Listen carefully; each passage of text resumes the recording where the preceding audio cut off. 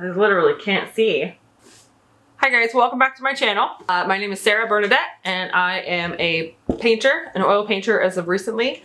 And this is my second YouTube video. Today I'm gonna paint something from Star Wars. I'm gonna paint Luke Skywalker. Enjoy this video of me struggling very much through a painting of my beloved Luke Skywalker. It turns out good in the end, but it was rough. Anyway, thanks for watching. Here we go. So we're jumping right in. And first you start off a painting with the sketch, and I did that, but it went terribly wrong. Yesterday I drew this, which is pretty rough. It's like a coloring sheet from the 70s. So I'm gonna have to ditch this and start over. So anyway, that's that. Let's get moving on with this. Let's start the sketch over. Oh my god. So we're actually jumping in on day 2 here because day 1 was a wash. I went ahead, I scrapped the footage thinking that, you know, I don't want to add it in. It'll make the video too long, but I forgot I'm making my own friggin' video. I'll just put a little picture-in-picture here. We're all used to looking at 2 screens at once anyway. I know you're on your phone. So here's the video of me doing a whole bunch of stuff, I bought this big expensive fancy canvas. I bought all the little frame deals to make my own canvas frames, and I did my level best to put one together, and it was trash. It was so bad, but I was just gonna use it. I was just gonna power through because that's what we're doing. And once I got to the point where I actually draw the drawing, I hated it. I hated it so much. So this whole first day I didn't use any of it, but I'm gonna go ahead and layer it in anyway because why not? I can. This painting takes about a week's worth of days of painting, and with some days thrown in for me to get sick. And then I have days worth of me just being frustrated while I'm painting. This is probably like day 2, day 3 of actually painting that I started working on his flight suit. But I hated everything that I had because the colors, I couldn't get the colors right no matter what I did. I tried what I had tried in the past for color mixing and it didn't work. And it's not until day 7, something like that, where I finally get the colors to start to look correct. And by that point, I have layers built up of paint that are wrong colors, wrong shapes. So I have textures that I hate, and there's not a confident brush stroke in this sucker until like the last day. So it's just a lot of me being stressed out and frustrated. So hopefully it's still worth watching. Hopefully it's still fun to watch because it was hard. This was the hardest one that I've done yet. The reason I'm doing this, the reason I am creating these videos is to keep myself accountable, and without the stress of filming it, which is a stress, but it's a good stress I'm putting on myself. There's no reason for me to keep going. I could just throw it away. Who cares? Nobody's the wiser. But I'm forcing myself to treat each one of these paintings like an assignment. And I explain that a little bit later. But that's the mindset I'm in. That's why I keep working, even though I really hated this one right up until the very end.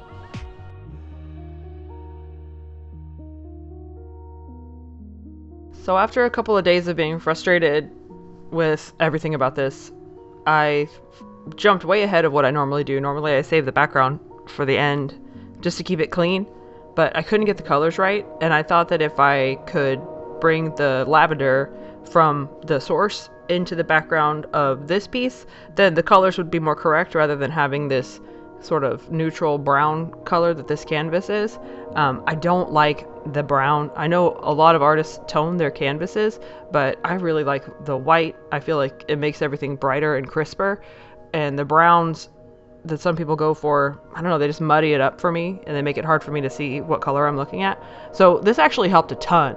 Putting the lavender in there, I wasn't trying to make my brain subconsciously correct for not having the purple in the background, so I should have done that from the very start. I mixed up enough of it that I had enough to save that exact color for if I needed to cover up or do touch-ups or go in and clean up the edges, which was, I did need that, of course, so I'm glad I did that. If I had to remix the color, there's no way I would have got it exactly correct, and I wanted it to be a smooth wash of one color, just like the background in the source. But once I got the lavender in, it was so much easier for me to see that I actually didn't have the contrast in his face that he has in his face. That's a big problem that I have, is really going for it with the darker darks and the brighter brights. And once I start doing that, it starts to get easier. I start to be able to like carve the shapes and get a little more confident with my brush strokes. So I didn't really talk about why I picked this painting, or this picture rather, to paint. Normally I like to do pictures that are sort of like an action. I wouldn't normally paint something that was a photograph taken to be a portrait, but I just really liked the mood of this one. Like when I think of Luke Skywalker, first of all, I'm a huge Star Wars fan, a huge sci-fi fan. So when I think of Luke Skywalker, I think of like the sweet kid that he is in the beginning of the series, even though he becomes, you know, the king of all cosmos by the end there. But I think of him as that sweet, like, farm kid, that little moisture farmer.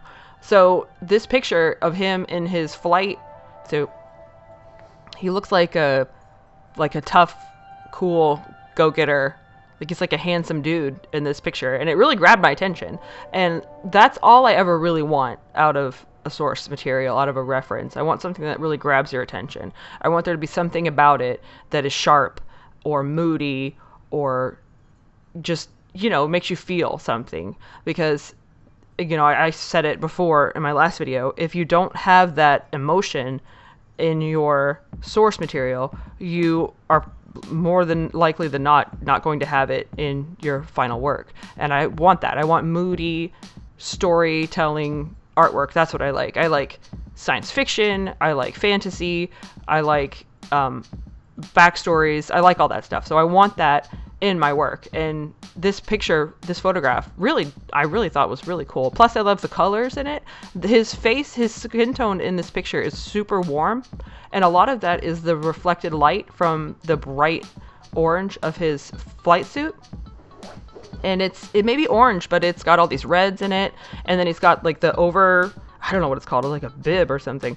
The thing in the front, it's like a white canvas with an olive straps. There's a lot of color, and they're bright, bold, saturated colors. And then there's this surprising pop of lavender behind him, which was a really cool choice, I think. So it really grabbed my attention. It's such a striking photograph. And plus his hair looks cool. There's a lot of texture in the hair, and the stripy bits on the jacket are cool. So it really was neat to me, even though he sat down for this photograph, which I normally don't like, even though that's what it is. It really has the mood. And he's such a good actor. He's such a charmer that how can you not love Mark Hamill? And actually, so fun fact, I'm on Instagram, and I have like 1,000-ish followers, and so, you know, I'm not a huge deal on Instagram, but I have been posting this one as I work on it, and I tagged Mark Hamill in it, never expecting him to see it, just because you can, you know, and he actually liked it, and I cannot tell you how cool that is. Like, I already love the guy. He's my favorite Joker. He liked he gave me a little pat on the back, you know. It was amazing. And I shared that with all my friends. Like, oh my god, the 5 people liked this video, and one of them is Mark Hamill.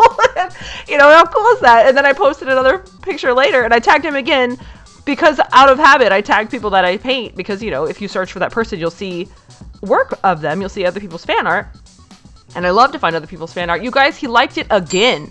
He liked 2 of my videos. So I mean, that was for real the encouragement that I needed, because I was so frustrated with this one, and I just thought that was really cool, and I want to share that with people, because what a nice guy, what a genuinely nice guy, encouraging his fans like that. So I think that was pretty cool. Hey Mark, if you're watching, thanks, man.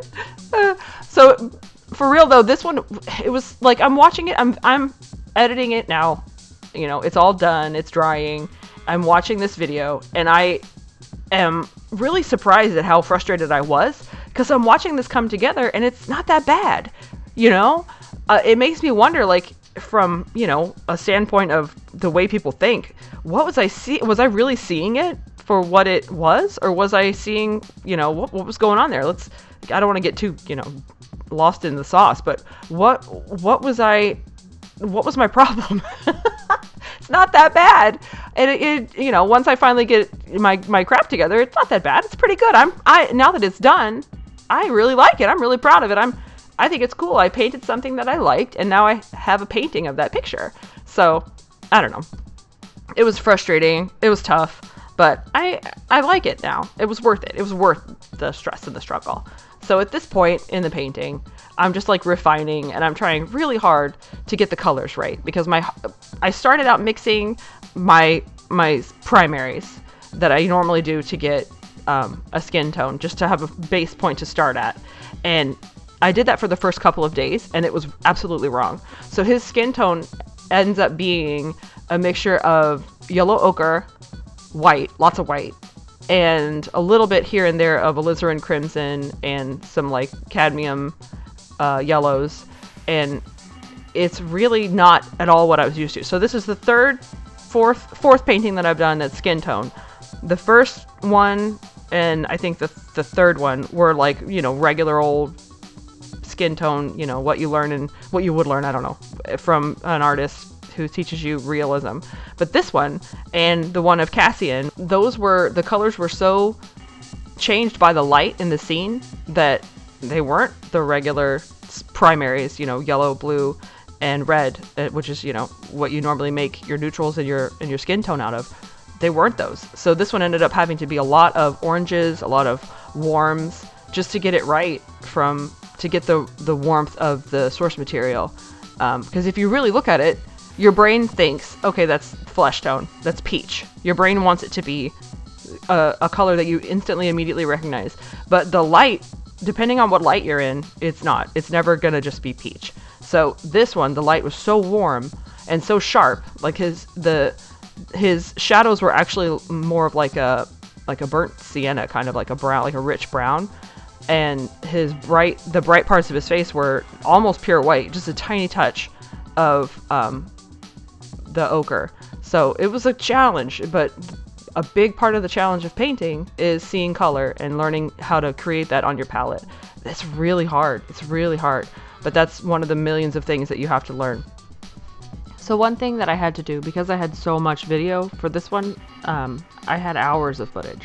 One thing I had to do, besides just chopping it to pieces, cutting out all the paint mixing, kind of ignoring that part of the process in order to just get it all into a watchable length, was speed it up like crazy. So this is sped up to 5 times. Every time you see me paint, it's at 5 times normal speed, and it is not including the time it takes to actually mix the paints. So it was hard to get a video, it was hard to get it cut down. I had to figure out how to do that, and so that's why it just looks kind of ridiculous.